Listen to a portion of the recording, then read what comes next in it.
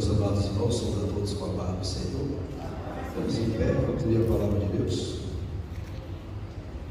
Livro do profeta Ezequiel. Profeta Ezequiel, capítulo 47.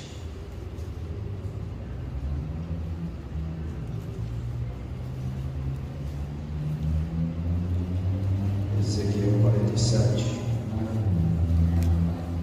a partir do versículo 1 até o versículo 6.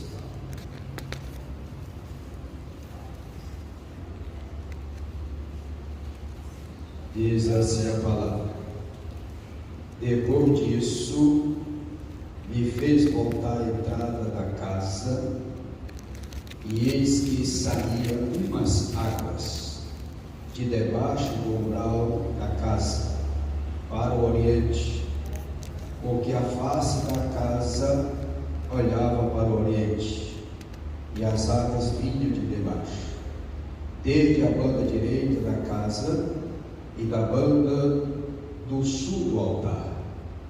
E ele me tirou pelo caminho da porta do norte e me fez dar uma volta pelo caminho de fora, até a porta exterior, pelo caminho que olha para o oriente. E eis que corria umas águas desde a banda direita. E saiu aquele homem para o oriente, tendo na mão um cordel de medir, e mediu 1000 côvados, e me fez passar pelas águas que me dava pelos tornozelos, e mediu mais 1000, e me fez passar pelas águas, as águas que me dava pelos joelhos, e mediu mais 1000, me fez passar pelas águas que me dava pelos lombos. E mediu mais 1000, e era um ribeiro que não podia atravessar, porque as águas eram profundas, água que se deviam passar a nado, ribeiro pela qual não se podia passar. E me disse: viste, filho do homem? Então me levou e me tornou a trazer à margem do ribeiro. Amém? Poder tomar vossos assentos. Vamos meditar na palavra de Deus. Vamos aprender com essa visão do profeta Ezequiel. Nós sabemos que nós, cristãos, devemos avançar na vida espiritual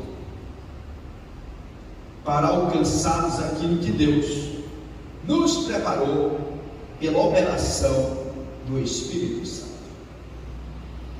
Quando Nabucodonosor, no ano 597 a.C., levou Joaquim, rei de Judá, preso para a Babilônia, a Bíblia diz que levou também mais de 10.000 outras pessoas, outros presos, principalmente os nobres. Quando nós olhamos para o segundo livro do Reis, capítulo 24, versículo 12 a 17, narra lá essa história da quantidade de pessoas que foram naquela leva. Entre estes estava também o sacerdote Ezequiel, aos seus 25 anos de idade aproximadamente, e chegando ali na Babilônia, ele morou com a sua esposa junto do rio Quebar. Capítulo 13, versículo 16, Ezequiel fala sobre isso. No capítulo 8, versículo 1, diz que ele tinha a sua casa ali. O sacerdote, os anciãos, ia visitá-lo ele naquela casa. E quando chegamos no capítulo 24, versículo 18, diz o Senhor: tira a esposa dele, tira aquela que era ao agrado dos seus olhos, que é realmente a esposa. Ele falou algo interessante para o profeta, mostrando, ensinando o povo de Israel E quando o capítulo 24, versículo 15 diz: e veio a minha palavra do Senhor dizendo: filho do homem, eis que tirarei de ti o desejo de teus olhos, de um golpe, mas não lamentarás, nem chorarás, e nem te correrão as lágrimas. Revê o teu gemido, não tomarás luto por mortos. Ata o teu turbante e coloca nos pés os teus sapatos. Aí chega o versículo 18: e falei ao povo pela manhã e à tarde, morreu a minha mulher. Então o Senhor foi muito rápido a vida conjugal do profeta Ezequiel, antes sacerdote, porque ele vinha com uma linhagem sacerdotal. E quando ele chega lá, após 5 anos que ele estava orando ali no cativeiro, capítulo 1, versículo 2 do livro de Ezequiel, Deus começa a usar Ezequiel não como sacerdote, mas com o ministério profético. Ele passou a receber revelações da parte de Deus, e algumas dessas revelações emblemáticas, e Deus começou a usar esse profeta, trazendo mensagem para o povo de Israel. Quando nós chegamos no capítulo 37, o Senhor dá aquela visão a ele, leva ele daqueles ossos secos, mandou que ele profetizasse. Se você observar capítulo 37, 38, 39, ele estava ainda nesse cenário. Mas quando chega no capítulo 40, Deus tira o profeta daquele cenário dos ossos secos, e em visão ele é levado à terra de Israel. O Senhor conduz ele à terra de Israel e ao monte bem alto, e sobre aquele monte havia um templo, e lá ele encontra um homem que a Bíblia diz que a aparência era resplandecente como o cobre, e tendo na sua mão um cordel de linho para medir. O versículo 4 do capítulo 40 descreve esse cenário. O versículo 4 diz que aquele homem falou 3 coisas muito importantes para o profeta Ezequiel, para ele ver, para ele ouvir e pôr no coração. Algo interessante, amados, que às vezes ouvimos, vimos, e o Senhor queria que ele tivesse prova de que ele estivesse lá, guardando no coração. Era para guardar tudo aquilo que ele havia visto e ouvido. Era para ele guardar, não era na mente, mas no coração. E realmente o lugar das guardadas, a palavra de Deus é no nosso coração. Tem pessoas que conhecem muito o versículo da Bíblia, mas não mente, chamaram até cabeça de Bíblia, mas não está no coração, porque quando a palavra de Deus está no coração, há transformação. A palavra de Deus, ela tem o poder de transformar a nossa vida quando ela está no coração. E a visão que ele viu naquele templo era, da sua visão saíam umas águas.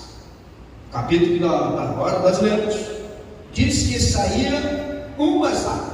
Ele entrou pela porta do sul, dentro daquele templo, e ele saiu pela porta do norte. Só que ele voltou para dar uma volta por fora, para ver, contemplar. E ali nós vimos que as quais iam crescendo, aquelas águas iam saindo e elas iam crescendo, até que se formou um ribeiro e dividiu em 2 pernas o ribeiro. E as águas, elas iam crescendo, e depois que dividiu, está vendo lá, em 2 ribeiros. As águas vinham de onde? Do altar. Aquelas águas, ela fluía do altar. Rio, no sentido ou no âmbito é o rio da vida, que purificará as águas do Mar Morto no governo milenial de Cristo. O Mar Morto hoje, ele tem uma quantidade maior de sal que todas as águas, se não me engano é 25%. Então aquelas águas,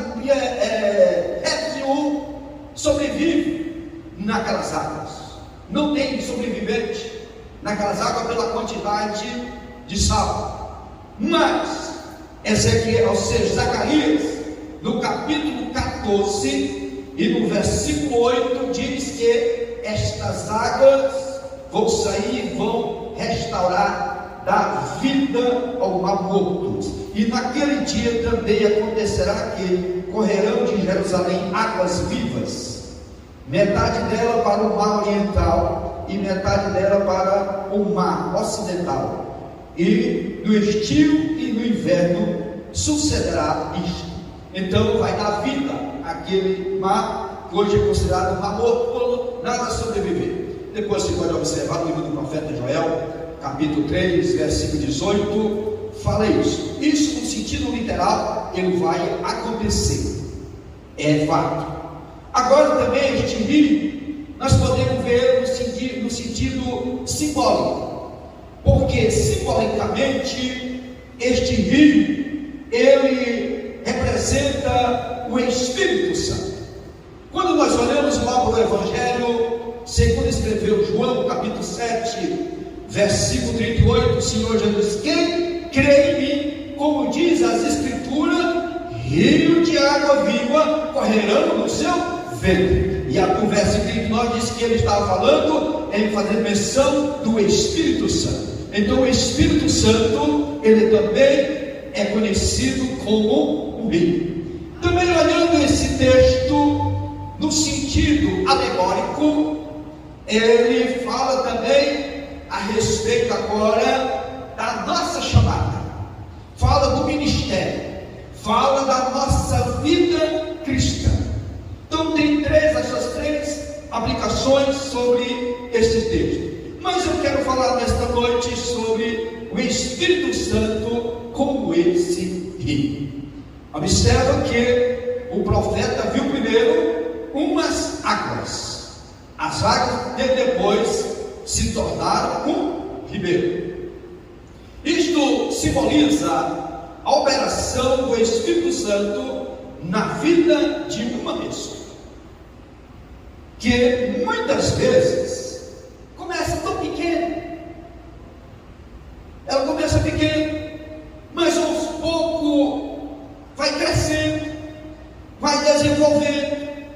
A pessoa começa ali na sua carreira de fé, e ele vai crescendo, porque ele vai dando liberdade ao Espírito Santo trabalhar na sua vida, e ele vai crescendo, e a gente vai observando o desenvolvimento daquela pessoa espiritualmente. A Bíblia Sagrada fala de crescer, e Pedro fala sobre isso, falei isso aqui domingo pela manhã, de crescer na graça e no conhecimento. Vai tendo crescimento. Paulo, escrevendo no 1 Tessalonicenses, capítulo 1, versículo 3, diz que nós temos que crescer na fé. E o profeta Zacarias, ele nos exorta, nos admoesta, que ninguém despreza o dia das coisas pequenas. Se alguém te vê os pequenos, ainda começando a crer da fé, quem sabe se você permanecer fiel ao Senhor, alguém vai te ver sendo usado como instrumento nas mãos do Senhor nosso Deus. Tem o crescimento, não podemos ficar estáticos, precisamos crescer. Ezequiel viu um homem agora com um cordel de medir, e Ezequiel entendeu que ele desejava conduzir para uma experiência mais profunda, e em relação ao rio que ele viu sair do altar. Agora, irmãos, só pega um gancho aqui.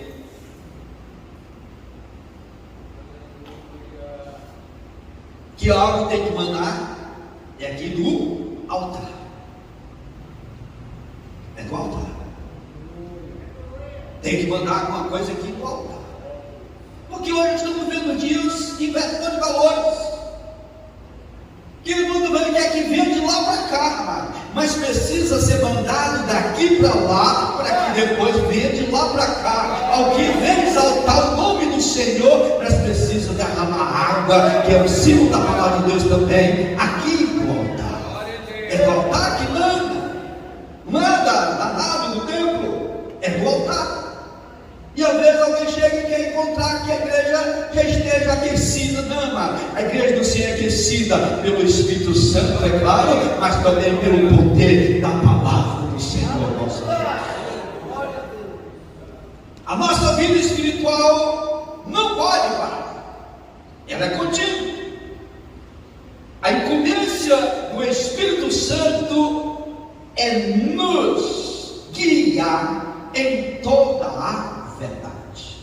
Quando o Senhor Jesus Cristo, ele falou do papel da missão do Espírito Santo, e ele disse que a missão dele era essa. João 16:13 diz: mas quando vier aquele Espírito da verdade, ele vos guiará em toda a verdade, porque não falará de si mesmo, mas dirá tudo o que tiver ouvido e vos anunciar o que há de vir.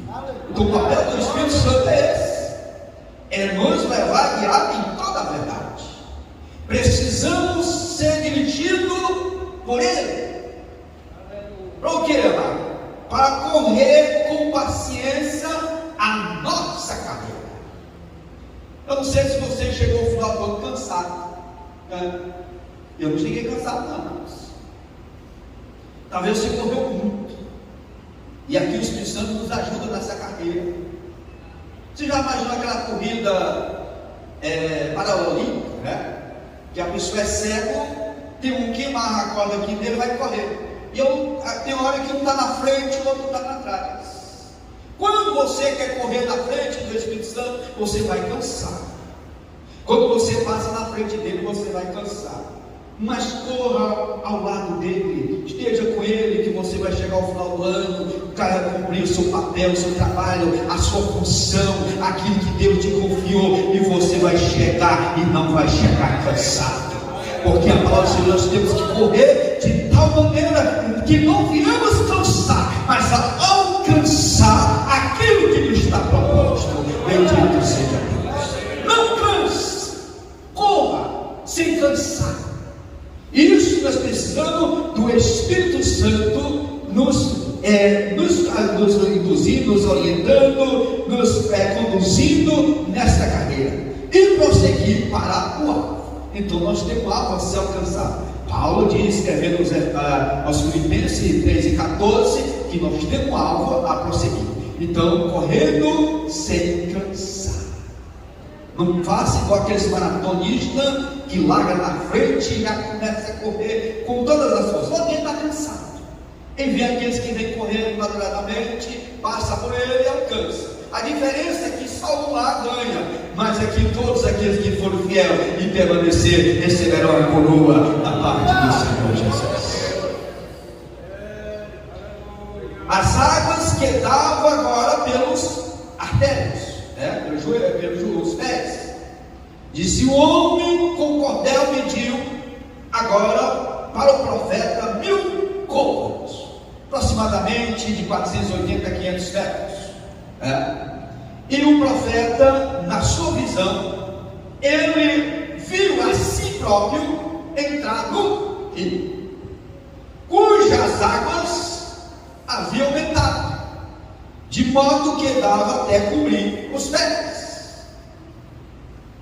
E se nós entendemos, o profeta andava com seus pés no rio, ele andava com seus próprios pés. Aqui fala do nosso andar, um andar no Espírito. Se servimos no Espírito, precisamos andar no Espírito. Diz Paulo escrevendo aos Gálatas, capítulo 5, versículo 25. E também Efésios 4, andar precisamos andar em espírito. E Paulo ainda nos admoesta, Colossenses 1:10, e andar dignamente diante do Senhor, agradando Ele em tudo. Então, nosso andar precisa ser em espírito. O crente que anda assim, ele está imitando Noé, que andava com Deus. A Bíblia diz lá em Gênesis 6:9 que Noé andava com Deus. Enoque, ele também andou com Deus, ao ponto de agradar o Senhor e o Senhor tomar para si. Observe que Enoque, ele viveu numa geração antediluviana, uma geração perversa, má, tanto ele como Noé. E estes homens agradaram a Deus, porque andemos, pois, em espírito, agradando a Deus. Foi assim que Enoque, ele foi trasladado, porque ele agradava a Deus. E só agrada a Deus, amado, quem anda em espírito. Bendito seja Deus. Primeiro, nosso andar. Segundo, as águas davam pelos joelhos. Versículo 4. Obedecendo as orientações do homem com que o cordel de medir estava na sua mão, e nós sabemos que aquele homem ali era uma teofania, né? A presença do Senhor, e ele, o profeta, prosseguiu, e entrou ainda mais 1000 côvados, e as águas agora diz que estava subindo e chegando-lhe até os joelhos. E esta experiência, ela contém uma mensagem simbólica, amado, e muito rica, que está ao alcance de todos nós. Aqui fala da operação do Espírito Santo na vida de oração do crente. O Espírito Santo é o maior incentivador da oração. Não existe espírito de oração, mas existe o Espírito Santo que nos impulsiona a buscar o Senhor em oração. Quando olhamos para o livro de Atos dos Apóstolos, dá-nos um testemunho diz que logo após a descida do Espírito Santo, ali foram batizados, mas a Bíblia diz que eles perseveravam em oração. Eles estavam orando ali 10 dias após a ascensão do Senhor, mas após a descida do Espírito Santo, eles continuavam orando ao Senhor. Diz que perseverava em oração, e teve até um culto de oração. Quando ali Pedro e João, que ele curou aquele coxo ali da porta do templo, chamada Porta Formosa, ali começou agora uma situação difícil, que eles tiveram que se explicar. Foram presos, mas 5.000 almas já estava garantida ali, com o nome escrito no livro da vida, e passaram a noite presos. E quando no outro dia que soltaram eles, e eles foram para as suas casas, e a Bíblia diz no Atos dos Apóstolos, capítulo 4, e o versículo 23, diz: aconteceu que toda alma que estava dos profetas era, capítulo 4, e o versículo 23, melhor dizendo, e só eles foram para os seus e contaram tudo o que lhe disseram os principais dos sacerdotes da Sião. E ouvindo isto, unânimes, levantaram a voz a Deus. O que diz aqui, oração, e disseram: Senhor, Tu és que fizeste o céu e a terra, e o mar, tudo que nele há.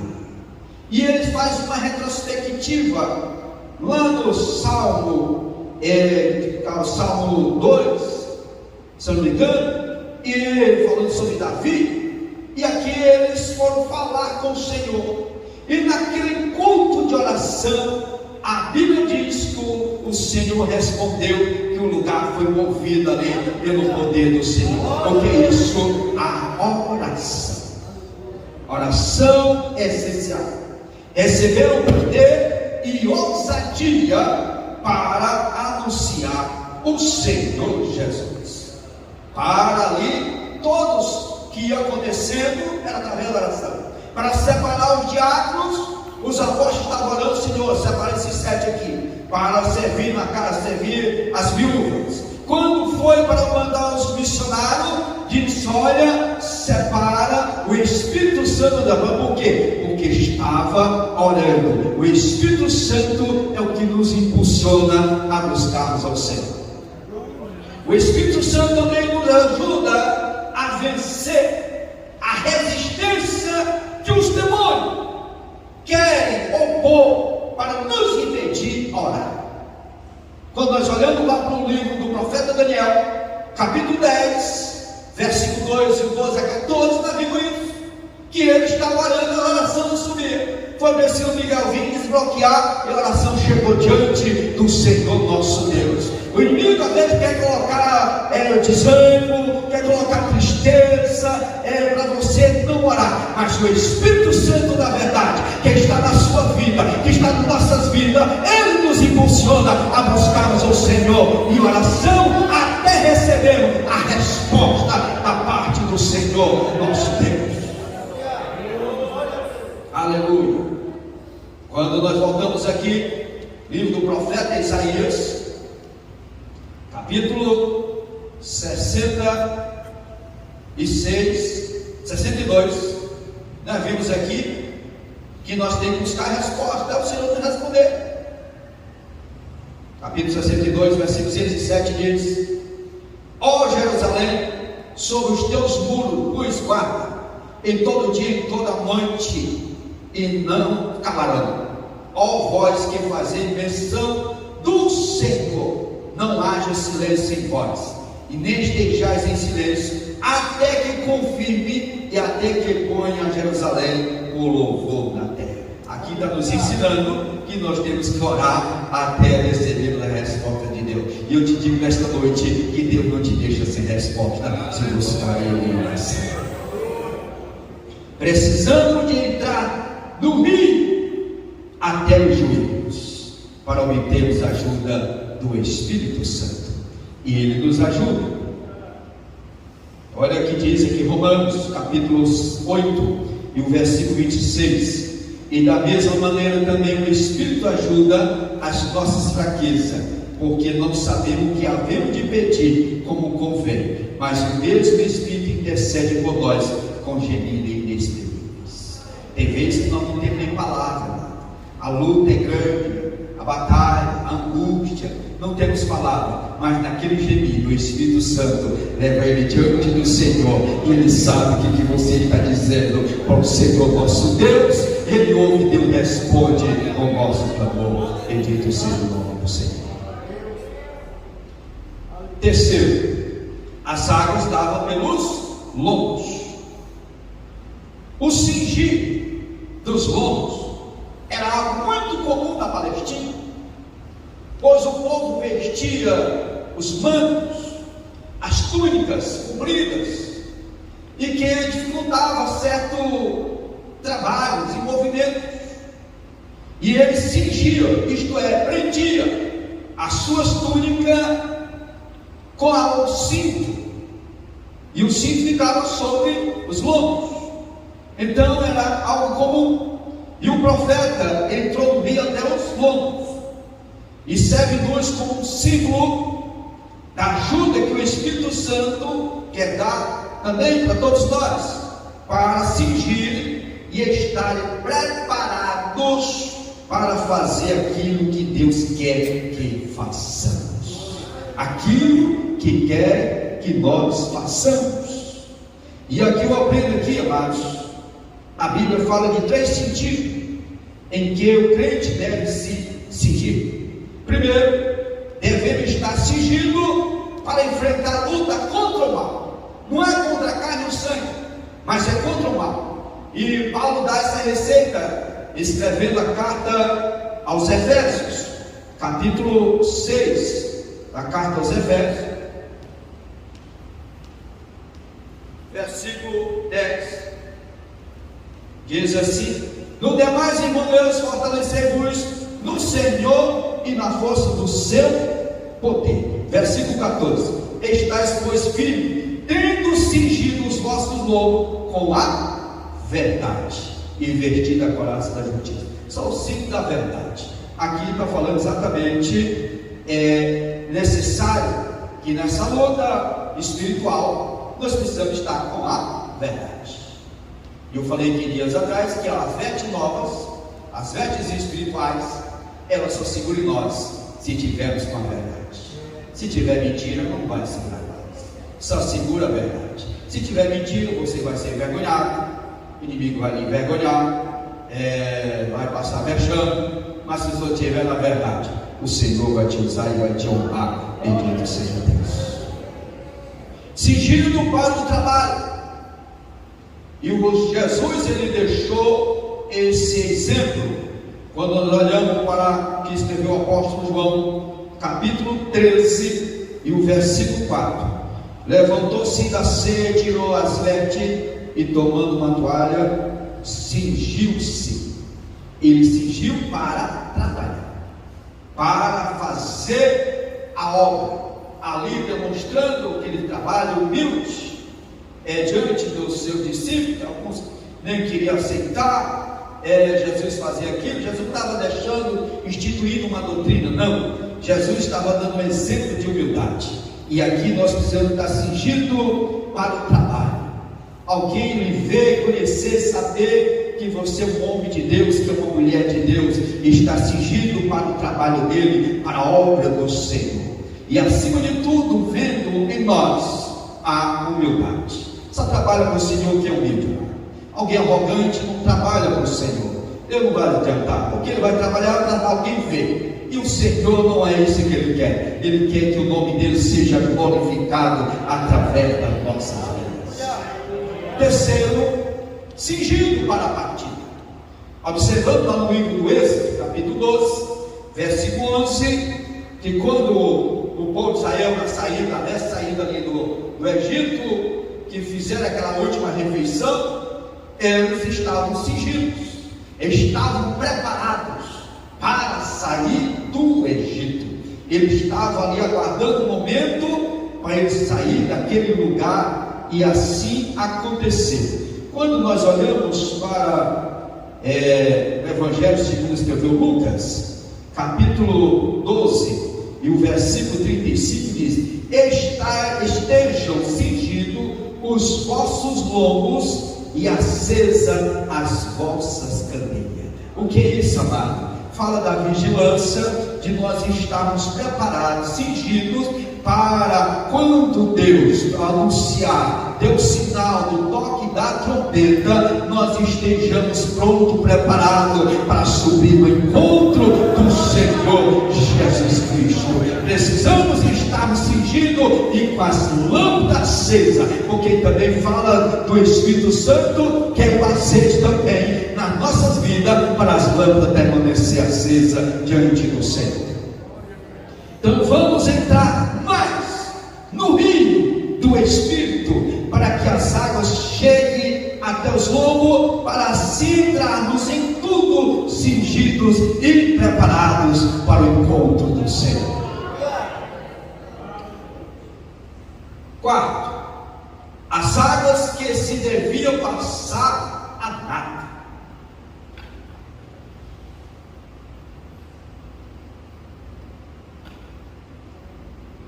Observa que as águas do rio aumentavam mais e mais. Na sua visão, o profeta viu a si mesmo obedecendo a orientação do homem que com o cordel estava na mão de medir, avançando ainda mais 1000 côvados no rio, e de repente os seus pés não sentiram mais o sol. Os pés dele até no lombo do que ele estava andando, não podia correr, fugir, estava ali, estava aparecendo ele ainda. Eu não vou entrar muito na questão de aparecer, porque esse aqui vai no sentido alegórico, e eu não quero falar nesta noite sobre o sentido alegórico. Ele estava ali agora os pés dele não sentiam mais o solo. E então começou a movimentar para nada. E esta experiência estimula nós cristãos, nós crentes, a prosseguir, deixando o Espírito guiá-los, porque à frente ainda maiores bênçãos do Senhor, maiores coisas está por vir sobre as vossas vidas. Então mergulhe na direção do Espírito Santo. Foi a palavra que o Senhor falou para Natanael, quando ele disse: coisas maiores tu verás. Quando ele ficou admirado que revelou que Jesus era o Messias, era o Cristo, quando Jesus falou para ele que tinha conhecido ele lá da figueira, ele disse: a coisa maior tu verás. E aqueles que mergulham, coisa maior verá da parte do Senhor. Enquanto o profeta, no início da sua visão, entrava no rio, dependia dos seus próprios pés para locomover-se. Porém, agora ele chegou a depender mais do rio. Ele chegou a depender mais do rio. Isto é, era levado pelas águas. Antes, o profeta aparecia mais, era mais visto, porque ainda havia algo de firmeza sobre os pés.